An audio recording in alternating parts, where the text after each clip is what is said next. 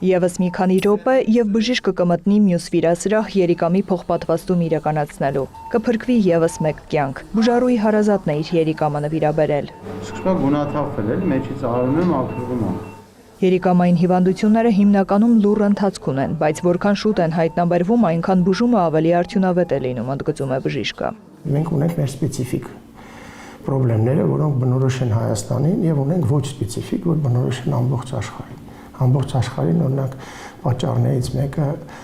բարձր անկառավարելի արյան ճնշումն է, երկարատև, մյուսը շաքարային դիաբետ։ Մեր երկրում տարածված է պարբերական հիվանդությունը, որը ընթանում է բարդություններով, ընդհուպ երիկամային անբավարարություն։ Հայաստանում բարեբախտաբար հեմոդիալիզի կարիք ունեցող երեխաներ չկան վաղ ախտորոշման եւ դիսպանսեր հսկողության շնորհիվ։ Բարեբախտաբար քանակը զգալի քչացել է շնորհիվ նրան, որ մենք կանխարգելում ենք կողխիցինով այդ տեղորայքը ստանում են հիվանդները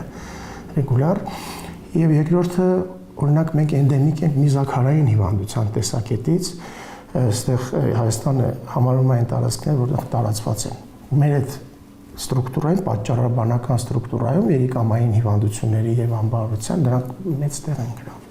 Հայաստանում երիկամ փոխարինող թերապիա դիալիզ ստանում է մոտ 1500 անձ։ Ամեն սիտուացիան իր վարման ձևը ունի եւ ամեն երիկամի ֆունկցիայի անկման աստիճանը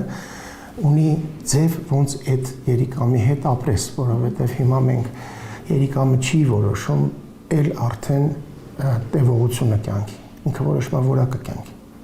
Մենք ինչ որ անում ենք բժշկական տեսակետից, անում ենք որպես այդ որակը կարողանանք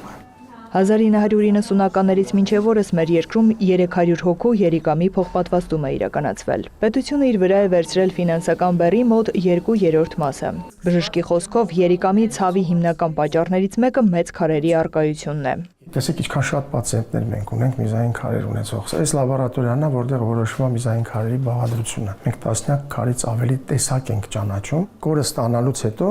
կոմպյուտերը համեմատում է իր բազայի հետ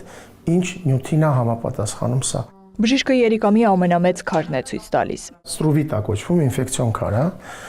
ինֆեկցիաների հետևանք է դա։ Քանի որ երիկամի հիվանդությունները հիմնականում անցավ ընթացք ունեն, բժշկի հորդորն է խնդիրը վաղ հայտնաբերելու համար պարբերաբար արյան եւ մեզի հետազոտություն անցնել։ Նարե Ոսկանյան, Էդմոնդ Հակոբյան, լուրեր։